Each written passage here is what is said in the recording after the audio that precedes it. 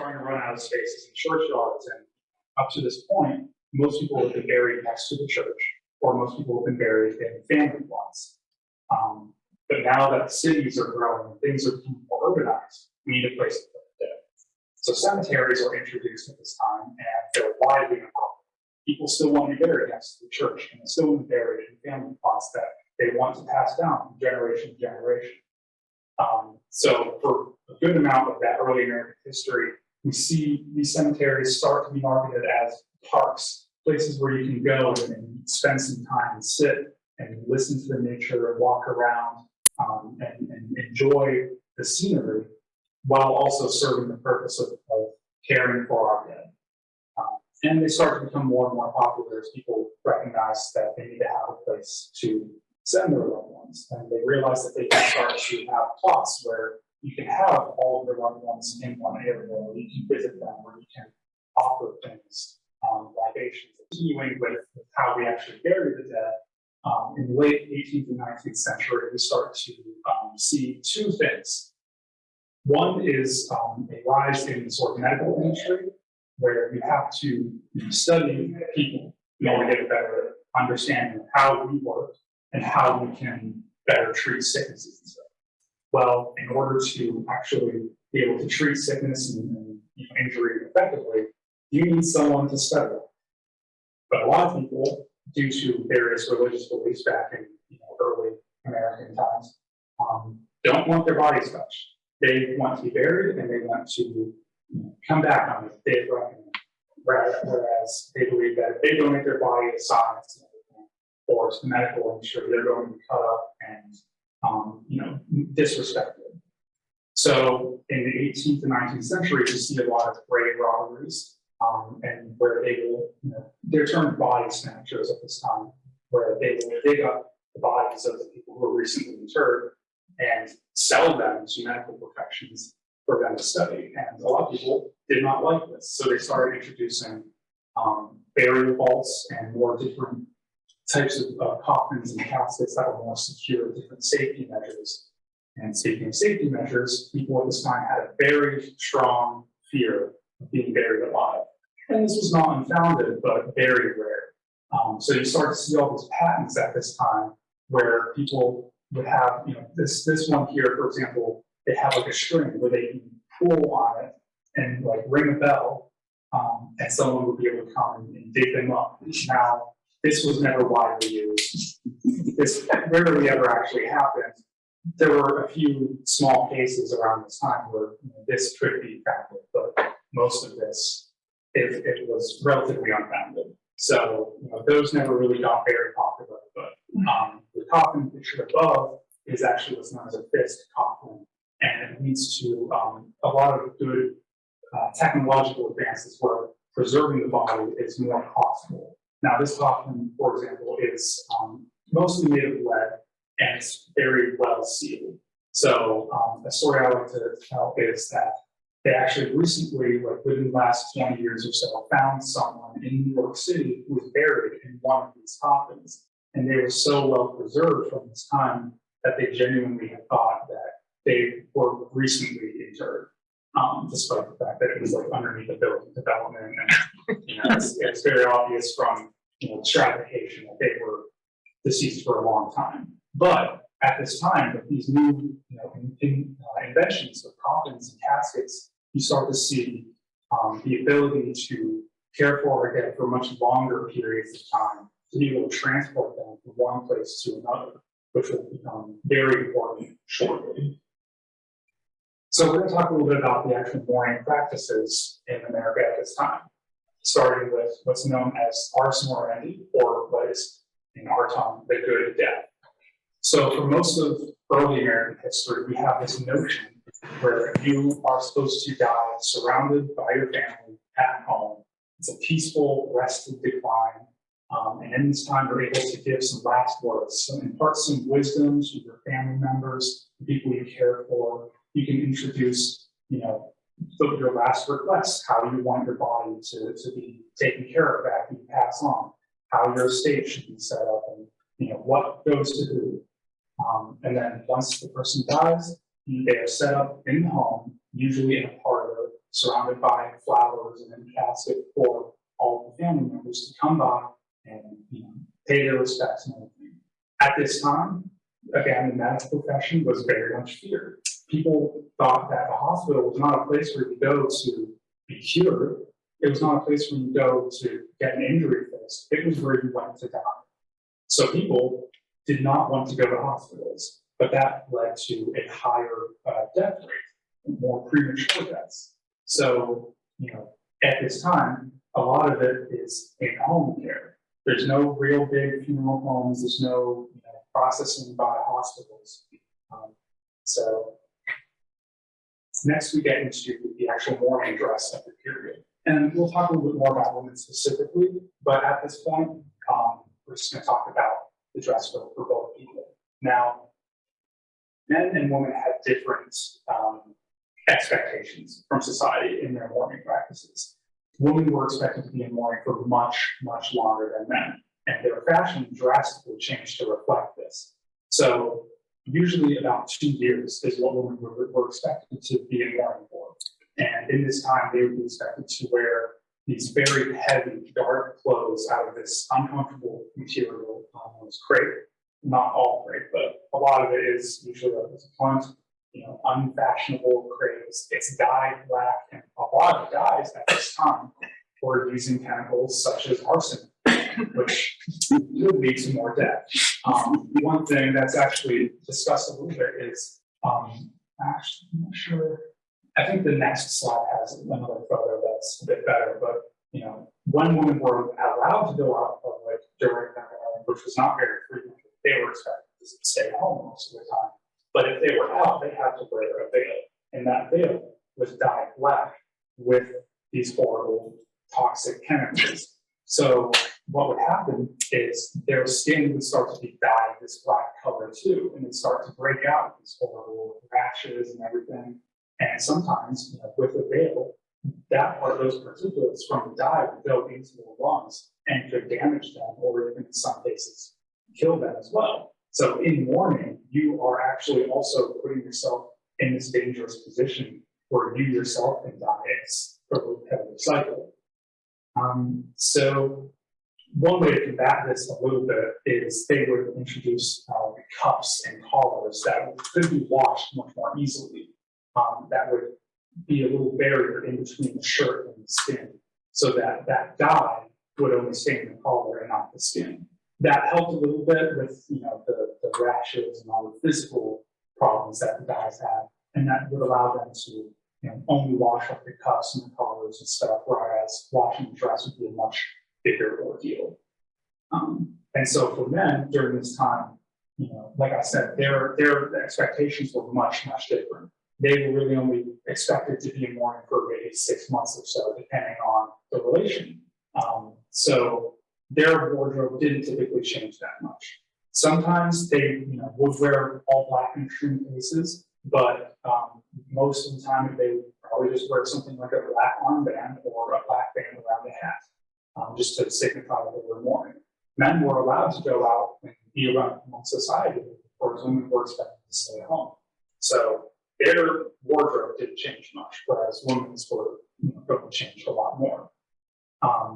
So I got a quote here from someone from that time period, about the mid to early 19th century, where they say, a young widow should wear crepe for a year, and then lighter mourning for 6 months, and second mourning for 6 months longer.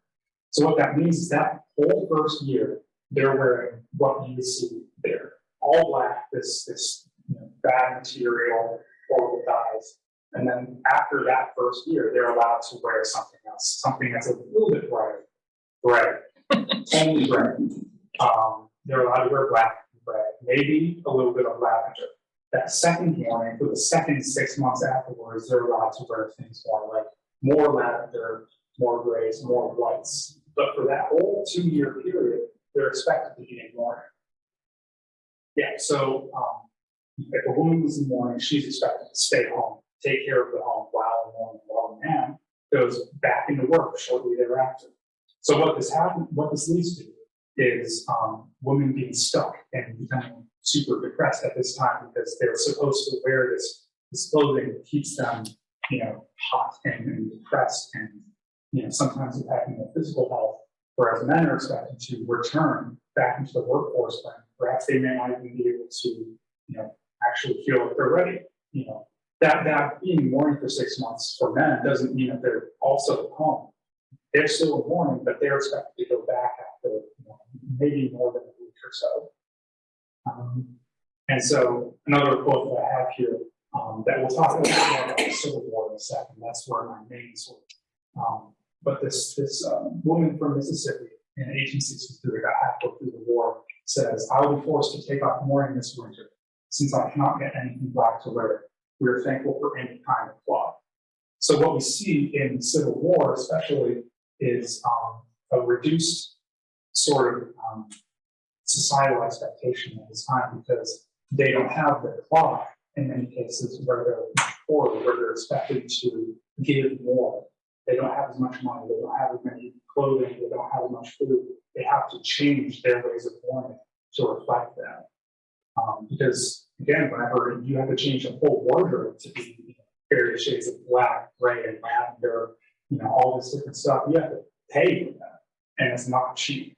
So whenever it comes after the war, and Kate Stone in Mississippi, she's a Southern woman, she's in Confederacy. Their whole economy was going way downhill at that time. They didn't have as much to spend on mourning dress, these societal expectations. They had to spend that money to survive. So we'll discuss a little bit more about the Civil War. And there's going to be a little bit of graphic imagery, nothing really bad, but just as a heads up. So around the Civil War is our nation's first time to really deal with widespread death. Up to this point, we have had the War of 1812, the American Revolution, the French and Indian War, but all of that pales in comparison to the Civil War. This is the first time in our history where you're sending thousands upon thousands of people to fight away from home, and those people will not come back. So I have some numbers here. Approximately 1.5 million casualties were reported throughout the entire Civil War, and about 620,000 were deaths, which is about 2% of the country's population at the time. Now that doesn't seem like a lot, but 2% of the country, that's so many people in a country that is up to this point essentially just mostly along the eastern coast, probably about as west as Texas. And in the Battle of Gettysburg alone, one of the biggest battles of the war, there are about 51,000 casualties, which is about 7,000 less than the entirety of the conflict of Vietnam. Let's see. I have here as well the French and Indian War, or also known as the 7 Years' War, Revolutionary War, the War of 1812, the Mexican-American War combined was 69,283 dead. That is a small fraction, a small percentage of the amount of people who were killed in the Civil War. And so another quote from Kate Stone here: "Death does not seem half so terrible as it did long ago. We've grown used to it." So the country is really having to come to terms with thousands upon thousands of people going off and never coming home. And so some of the causes of death were, of course, casualties in the war, such as being shot and killed. But one of the main things was disease and medical amputations. Disease was probably one of the, well, not probably, it was the leading cause of the entire Civil War.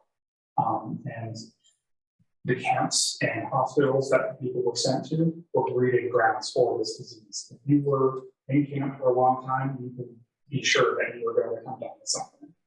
And because of the amount of people and the lack of care and the lack of trust in the medical field at this time, what you see is more and more people dying, and no way to really stem that flow. And so, as an example, with amputations, if you're shot, sometimes it's easier to just amputate the arm off rather than actually care for the casualty, which in itself would lead to more cases of infection. That person would probably die because that amputation was very unsanitary.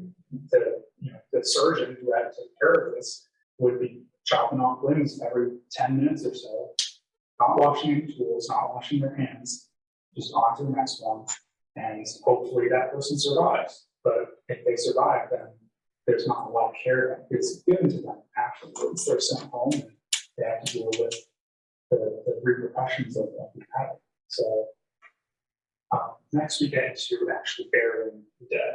So burial was most often taken care of by the victors of the battle. But when you're trailing someone from battle to battle, you don't have much time or men to expend to bury the dead. So really, while it was taking care of the victors of the battle, it was really the locals who were taking care of this. Most of the burials that were taken care of by the army were very hasty. What they would do is they would dig one grave and put the person in it, and they would dig another one and use the dirt from the second grave to cover the first, and keep doing that over and over, row upon row, as you see in that middle picture.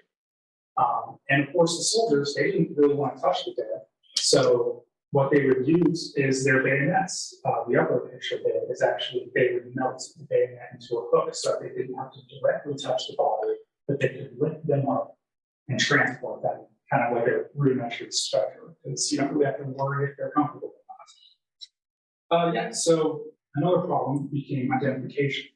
So what you would see is, a lot of the soldiers would maybe carry something like a pocket Bible or a photograph of their family, something that would be personal to them. And if you're lucky, they would have some form of identification on them, whether it's their name written in a Bible or sewn into one of their shirts.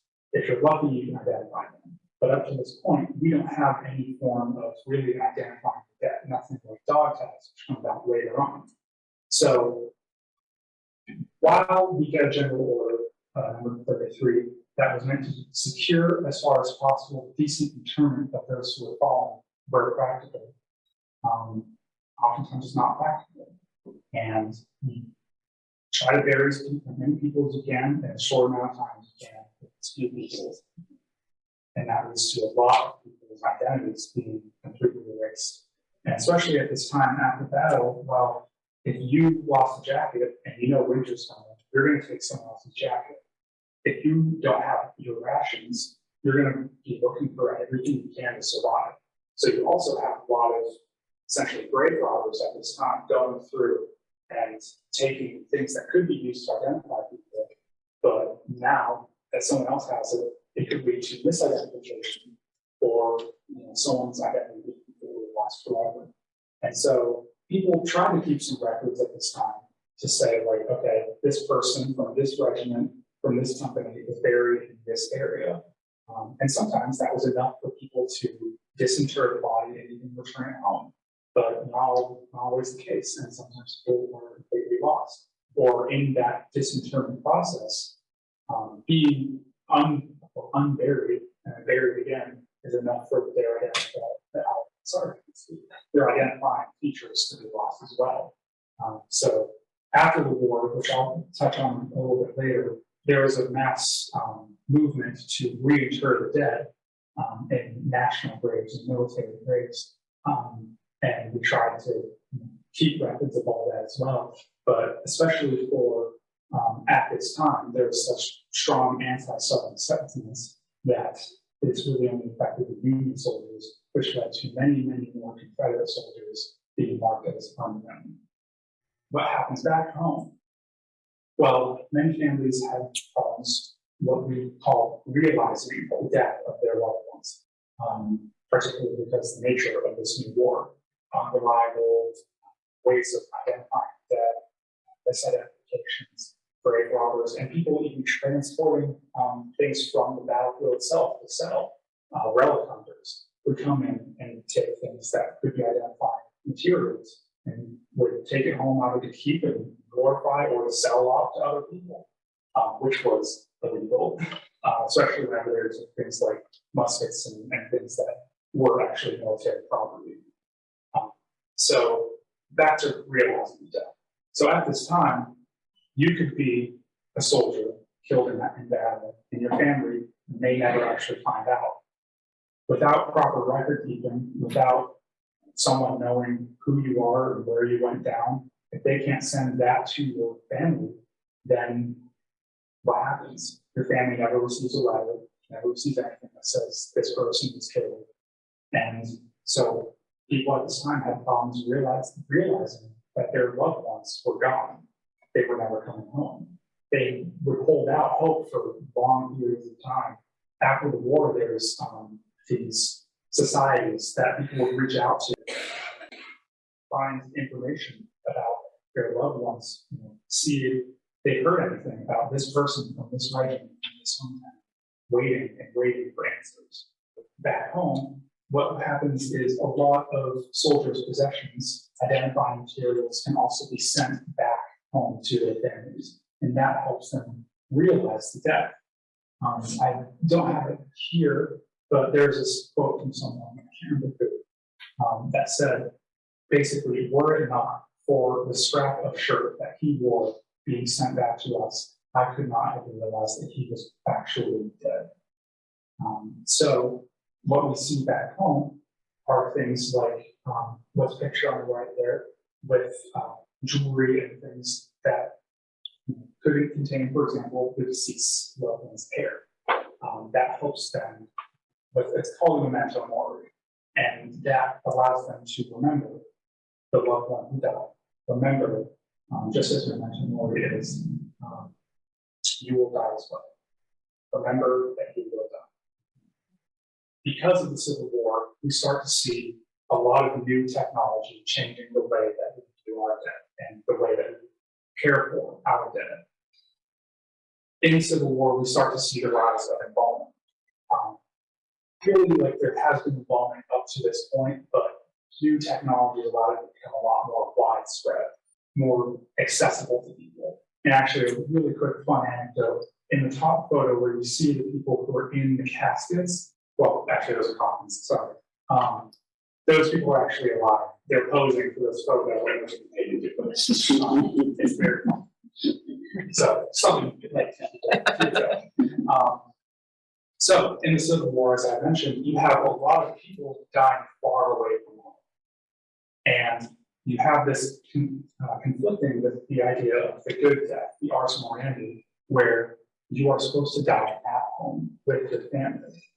So what happens is people are looking for ways to transport their dead, their loved ones back home, which is very costly. The two main ways of doing this are embalming and returning back to those coffins before. Different sort of coffins that allow for the transportation of dead, especially on railroads. So that was the most common way of transporting packages of dead people at that time over great distances. And railroad companies didn't exactly like the fact that their cars would start to smell really bad. So because of that, the railroads introduced certain cars that would allow for better refrigerated transportation, whereas at the same time, coffins were starting to become better sealed, made of metal. You start to see these caskets that could prevent the body from being left open to the world and allow for better preservation. And then embalming is sort of doing the same thing, getting rid of a lot of stuff that can cause the decay and replacing it with harmful chemicals such as arsenic, again, everyone's favorite Victorian chemical, everyone's favorite Victorian poison. But they found that by pumping the body full of this stuff, it actually preserved it very well. So we start to see these new ways, not only techniques of embalming people, but chemicals and things to use, which allow, again, very costly, but allowed the wealthy families, especially in the North, who could afford this, to find their loved one, identify them, and bring them home for proper burial with their family, proper plot that their family could visit. After the Civil War is when the embalming really kicks off, and it's because of the assassination of President Lincoln. So it's been going on throughout this whole war, and there's been a couple times where it's been this big spectacle because of Lincoln, and that's why he became so interested in embalming. There was someone who was killed in the war. I can't remember if it was corporal, but he was brought back to the state capital and essentially embalmed there. And Lincoln, seeing how this was done and being impressed by it, decided that's what he wanted for his body. And because he was such a widely popular president, at least in the North, they did a whole funeral procession through all these northern cities that mimicked in reverse the procession that he did from his hometown in Illinois all the way to the Capitol, where he was elected president. Now they do this in reverse, go through all the cities, allow people to see his body embalmed. And of course, the embalmers went with him to make sure that he was still fresh as he's gone through all the cities.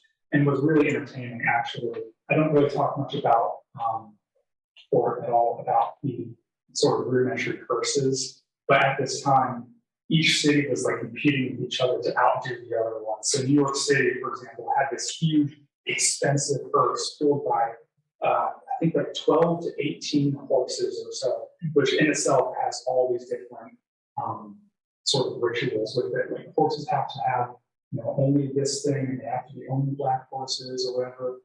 So you see all these cities trying to outdo one another with the whole procession.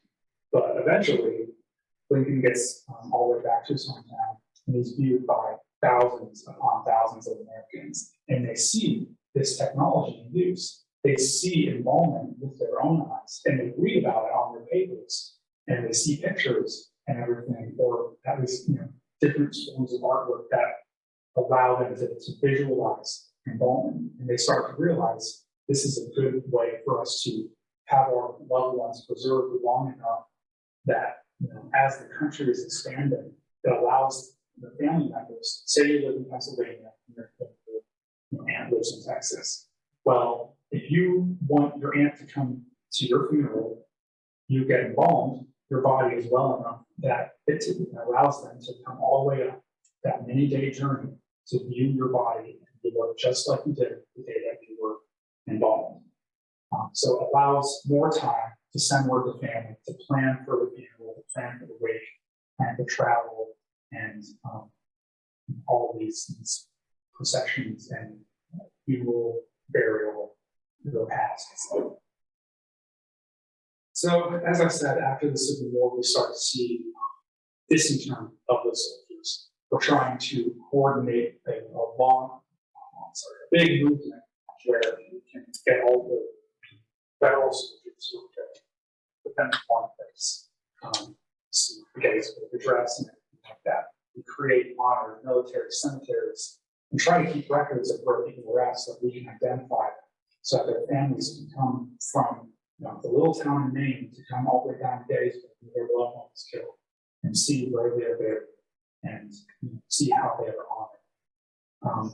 During the war, like I said, wealthy families were able to find and disinter, but that was very costly. It was not available for a wide range of families. And in the South, because of, like I said, strong anti-Southern sentiments due to the rebellion, they were not afforded the same opportunities. So they were not allowed to essentially have this mass disinterment and burial until about the 20th century. At that time, that's 40 plus years after the war, a lot of what there is to disinter and bury, we will not be able to identify. So you see a lot more of the unknowns in the Confederate section because of this. Another thing with back home is photography. It's starting to become this much more accessible thing to all people who are still living in cities who have this available technology. And you see two forms of photography of the dead coming out. On the left, you have post-mortem photography, and on the right, you have spirit photography. So post-mortem is a lot more real. It's whenever your family member who is deceased, you will take a photo of them. And in a lot of ways, in a lot of families, this is the only family photo that they can have, or the only photo of the deceased person. So this is one of the only ways that they can hold on to that image of their loved one after their death. But at the same time, you have this fascination with death in Victorian America and Victorian England. So people started, well, it came about as an accident at first, where someone took a photo on, I can't remember what they're called, but this sort of glass piece that your photo would be on whenever you take the photo was already exposed to a previous thing. So in this photo, they would see someone else in it, and they became this whole craze where photographers would do that, and they would claim that this is actually photos of the dead. It's their spirit, or they would capitalize off of this because they could claim to get a photo of your deceased loved one, because they would have stocks of all these previously already made photos, like, oh, you lost a baby? Well, I've got this one here that has a baby in it. You're not going to tell them that, but you take a photo with them there, position them around where that baby was, and then, oh, that's your baby there. We captured them in death. So these con men who would do this spirit photography would get away with making a lot of money off of people who were in mourning, people who were vulnerable, and actually have some photos of this here. So I'm not sure if the lights as well, but you can kind of see on the spirit photography side that faded person behind them. And that's sort of what it would look like. A lot of these examples are these faded people around or behind people who were being photographed. And then again, like on the left here, of course, mourning photography, this is the deceased here and probably like their parents with them. This is, again, probably one of the only ways that you could really get a family photo or a photo of someone who you've lost and keep that image with you forever. So now we get into the 20th century. Now we start to see greater conflicts, world conflicts, World War I, World War II, and that also changes the way that we will care for our dead. So going into this, I've got a couple quotes here, but going into this, we have tried to care for our dead and show that we care for our dead. One of my favorite quotes about this from 1866 is, "Let the American government show, first of all modern nations, that it knows how to reciprocate that sentiment by tenderly collecting, nobly caring for the remains of those who in our greatest war have fought and died to rescue and perpetuate this for us all." So up to this point, we are trying to work on our action. How do we care for our dead? How can we continue to care for the dead in a way that shows that we can respect those who are fallen to preserve this country? So going into the 20th century, we start implementing various forms of identification, things such as dog tags, so that we can identify the dead properly to either return them home or make sure they are not forgotten. This leads to a significant drop in misidentifications and unknowns. So on the left, you see a U.S. dog tag from World War I, and on the right, the sort of standard one from World War II onward. And new methods of record keeping were introduced, so that this also brought down the number of misidentifications, allowing more people to be brought home. Now, at this time in World War I, there was a very strong sentiment both to keep the dead in Europe where they had fallen and to return them home. With really a split about 60-40, 60% want their dead to return home, 40% want them to rest where they were killed. And especially in World War I, they were mostly buried where they were fallen. In battles where they were killed, they were brought not very far away to be interred. But at the same time, we start to see the institution of more national cemeteries, more military cemeteries for those who were returned. And because of, it was just shortly after World War I was the Tomb of the Unknown Soldier created in Arlington National Cemetery, so that we can sort of honor all of the unknown dead, all who have fought and died for this country, who were either misidentified or never identified, those who were left behind, to actually care for all of those in some way that we can sort of visualize that or feel a part of. But with it being the 20th century, we also start to see a lot of new technology that allows us to transport the dead back home much faster and much safer.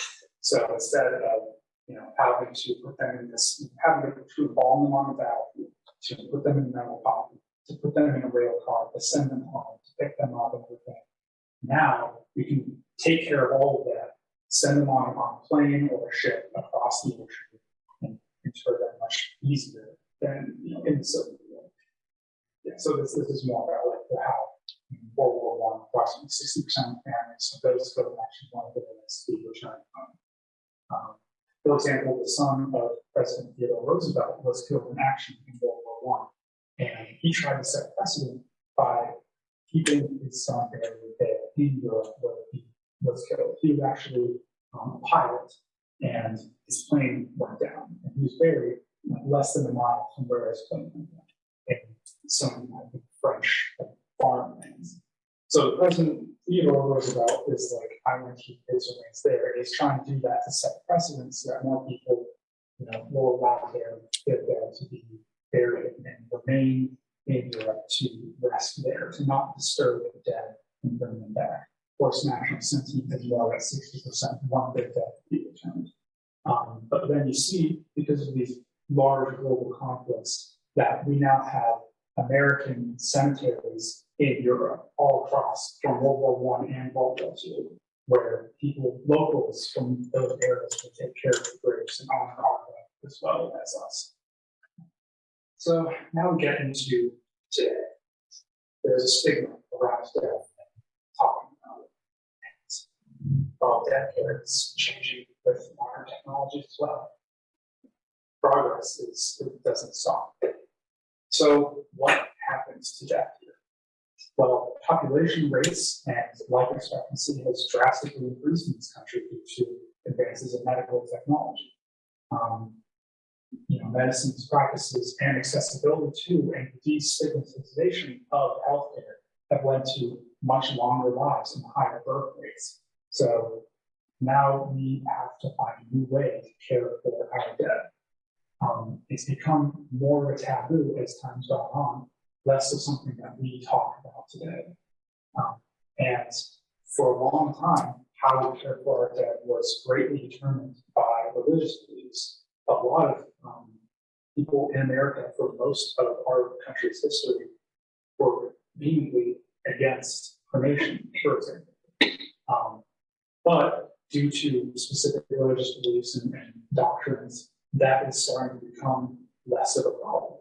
Now we have cremation on the rise, and actually in America today, well, we passed the 50% rate in the 20th century, and today about 60% all of those who die are cremated. This is in stark contrast to early 1800s where no one was cremated. So now we have different death practices, and this is also partly back due to space problems, where we put our loved ones. If we keep burying them in burial plots and caskets and everything, I'm starting to run out of space. But if you can cremate someone and put them in, well,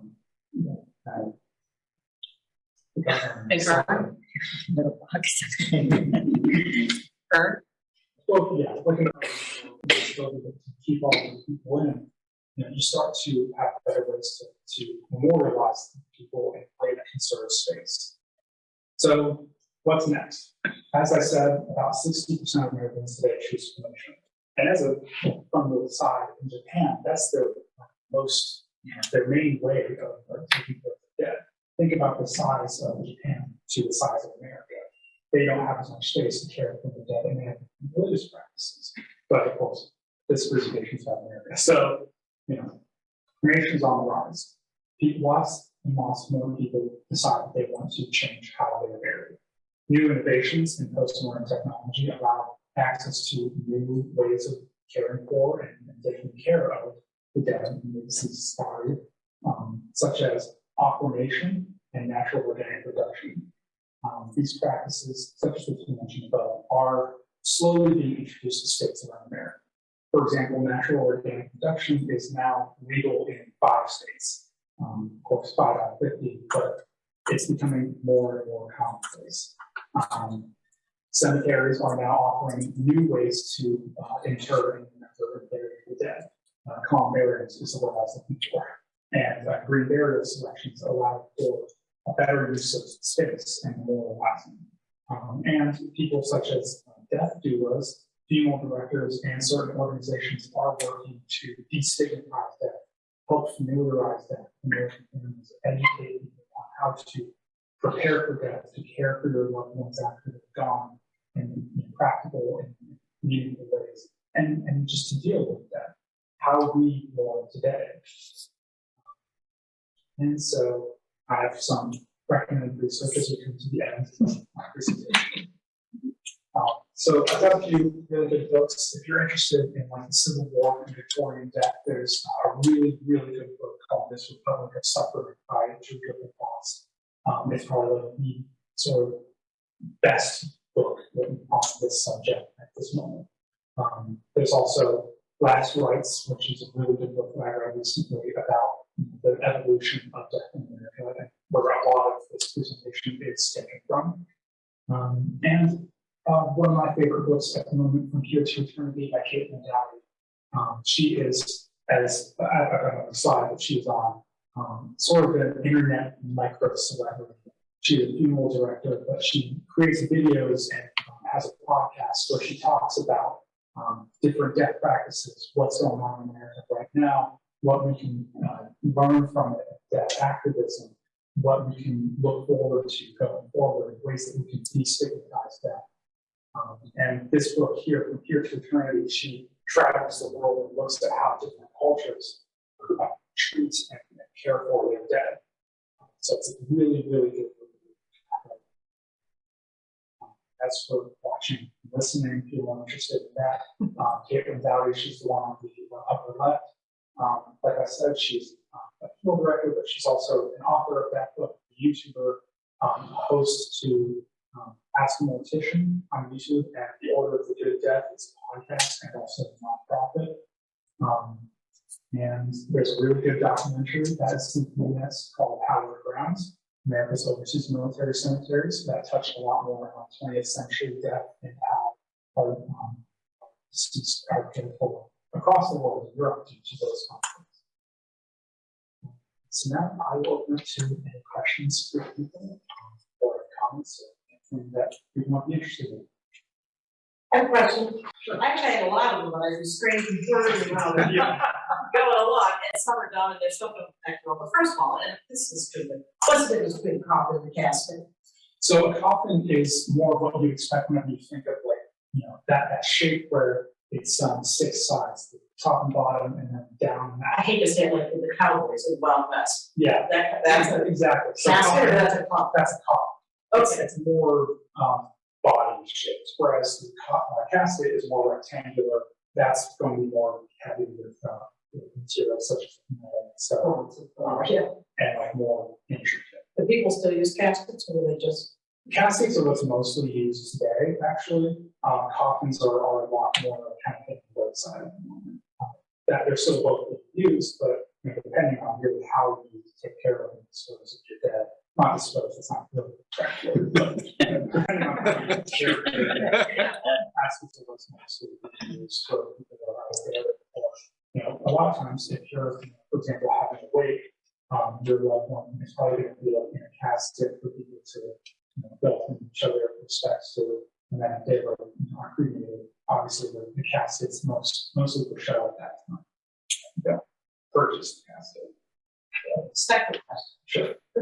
I always thought Queen Victoria sort of set the mode for Victorian mourning dress. I mean, is she the one that really kicked off the whole thing? You know what I mean? She was a great influence. I've seen that one picture you had. I thought that looks like the one. Yeah.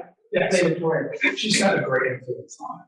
And that really started because Albert died, yes. And she spent the rest of her life in mourning. She spent the rest of her life in those heavy black clothes in deep mourning, as they call it. And of course, she was the queen. She had access to the funds and everything to essentially remain in that role for the rest of her life. Whereas a lot of people, especially in America, didn't have access to that to remain in mourning as long. But yes, because of the death that really affected her, and that greatly affected England and their sort of influence on America at that time as well. Our sort of relationship with England and Europe greatly impacted how we dressed and affected how we view our death. Isn't it true in Japan they actually wear white? The Chinese? I believe it's It's somewhere in East Asia. I'm not quite certain. Yes. Actually reminds me of a little anecdote. When the Titanic sank, one of the widows who was left afterward decided that she was going to do her mourning in full white, and it was such a huge shock to the nation. But that was also around the time after, that was early 20th century.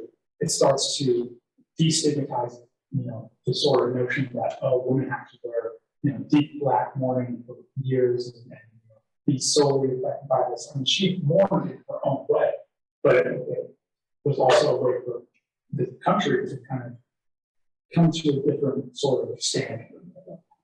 So, different people have different ways of mourning. The third question, and I apologize to jump all over. When Kennedy died, President Kennedy assassinated, in his funeral procession, they had a black horse and they put his boots in backwards. Now, is that a thing because he was the president, or? Yes, I'm trying to remember exactly where that comes from. I did do a little reading about that, and that was mentioned actually in that book that I mentioned about last rights. There is a reason for it. It's like a military thing, but yeah, that is a thing that happens a lot for people with like higher power, whether it's like a president or like a high ranking role. Didn't they have Queen Elizabeth's husband died, the one recently? Yeah. Recently, I can't think his name. Yeah. Okay, one more question. The Catholic Church really frowned on cremation for years. They just recently, say within 10 years, have approved it. So are there any other religions that don't allow it?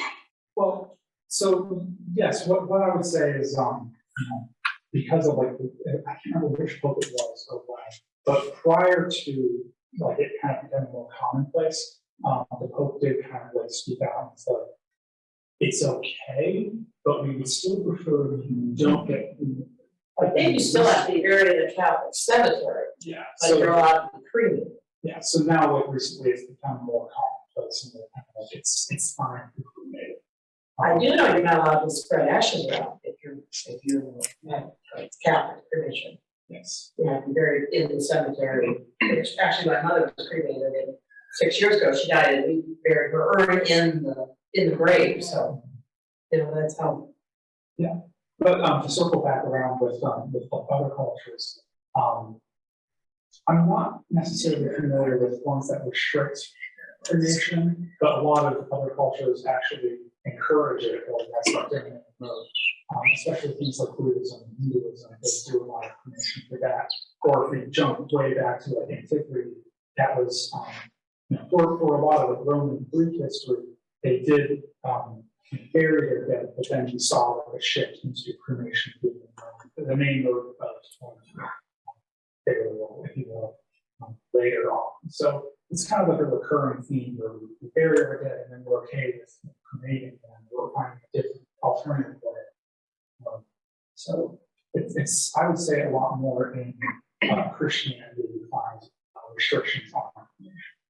Have you done any research into how Native Americans did funerals and I see the stuff on TV and movies and I don't know how accurate that is actually. I haven't gotten to read a lot about it, but I do know it was actually really interesting. The class that I mentioned at the beginning that took on death in the ancient world, we did spend a very short amount of time talking about some of the practices here in America. There are, especially like around the southern states, big burial mounds that were created well before colonization, well before any contact from the European world ever set foot here. So I mean that's one tribe, if you will, one way that they took care of their dead.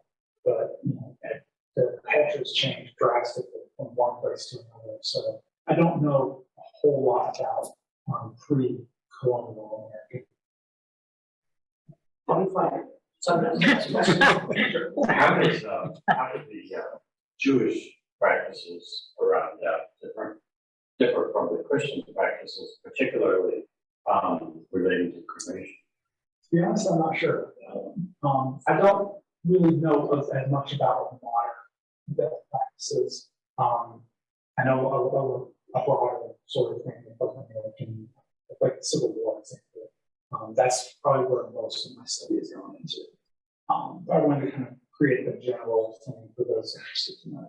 So I can't say I have much specific about the Jewish versus Christian relations. Sure. You can go. What's the craziest story you read? Maybe something related to something that's very alive, reason behind the bells and whatnot. That's a good question. There's been a lot of various crazy stories. I mean, for example, the whole Lincoln procession afterwards, I find really just kind of crazy, but fascinating in its own way. I believe that it was Chicago as well. Their mayor was murdered around that time of the sort of mid-19th century, and they went all out for the procession, just like they did Lincoln's. I think it was shortly after Lincoln, so they kind of had this way of building off of that. But it was one of these huge, heavy hearses, and it was supposed to be pulled by like all these horses. Couldn't get as many as they needed, and the first kind of it's on the verge of breaking the entire time. They did this like multi-mile procession to a cemetery way outside of the city, because another thing that you see a lot of is with in regards to cities is buried far outside. And a lot of time, like antiquity, this was because of fear about disease and decay and stuff. Ritual purification was this huge thing in ancient cultures. So then we jump forward to like modern day. We still bury our dead well outside of cities typically, and this is more because of zoning laws and local government regulations, which is kind of like a really not funny, but like a just complete different reason for the same outcome, I guess. But so to go back to this, they had like a multi-mile procession with this huge, cumbersome, heavy, first in this intricate casket. It was like one of the most expensive things in all of America. And they somehow made it and got the whole thing falling apart, which I thought was intense. But that was also taken from that book last night's. I have a couple, but I'll keep it short. Because it's getting hot in here, isn't it? A little bit? Okay, first, before dog tags became the norm, in your readings, did you come across anything about tattoos and how tattoos were used, especially amongst like sailors, to help identify themselves? They did self. I haven't seen much about it, to be honest, but that is a way that some people try to identify themselves. Of course, you also run against this cultural stigma of anti-tattoo stuff. So I would say, like, it's at least in like American sort of history, before dog tags were introduced, you see a lot of other forms of identification coming from letters that were written either to them or a letter ready to go home. Things like a pocket diary, like have their name or inscription in it, sewing into clothes, things like that. Physical editorial looks through what was used to identify the dead. So another problem you run into with tattoos as well is your body is going to decay before embalming becomes this practice. Whenever you are buried, if they come back to disinter you and identify you, that tattoo is likely going to either not be around anymore or be very hard to actually discern what it is or what it says. But it did exist. That's true. So a comment, you were mentioning how it was harder for Southerners to dress in mourning for so long because they didn't have the resources, they didn't have the capital, they didn't have the material. So that made me think of Gone with the Wind and Scarlett O'Hara. And she made, a dress out of curtains. So, maybe that was somewhat accurate. I mean, yeah, so, a recurring theme, at least in southern states during the Civil War, is using what you can for whatever purposes. We did see like a lot of people using fabrics that normally would be used for things such as curtains to create, clothes to use and stuff, because when you don't have money and whenever your whole territory is being blockaded, you can't get everything that you need. And a lot of times, like, yeah, the South was this big cotton producer, but sometimes all of their manufacturing would occur outside the states as well. And their cotton would be exported, for example, to Europe, particularly like people, and then re-imported back in as cloth to make it. So whenever you see that blockade coming, you start to see restriction of a lot of resources that people couldn't go without. And there's a really good YouTuber, Max Miller, who does, this is a complete tangent, he does historic recipes, cooking, and he always, reads out what the recipe, what it is, and he talks a little bit about what the food is, and then he goes into the history as he tells you how to make it. He tells you the relevancy of the dish that he's making. And he just did this video recently for, in recognition of the 160th anniversary of Battle of Gettysburg, where he did a sweet potato coffee, because in the Civil War, coffee was such an important thing for the soldiers, and especially in the South, it was hard to get that coffee ration, so they would try to find other ways of recreating it. So one way was using like sweet potatoes to try and make a version of coffee without the coffee. And so that's just another example of like you use what you have to try and keep some sense of normalcy while you don't have money while you start. Was the coffee good? He did enjoy that in a way. This goes to the comment about being buried alive. This is a dumb fact that I tried not to blurt out. But allegedly, what I read is that the leading cause of death for pet hamsters is being buried alive because they hibernate and they're very still sleepers. Ooh.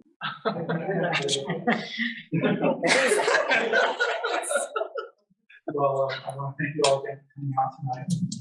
Listening to this topic. Look into death, do some further research, and look at ways that you can improve. I guess so. Thank you.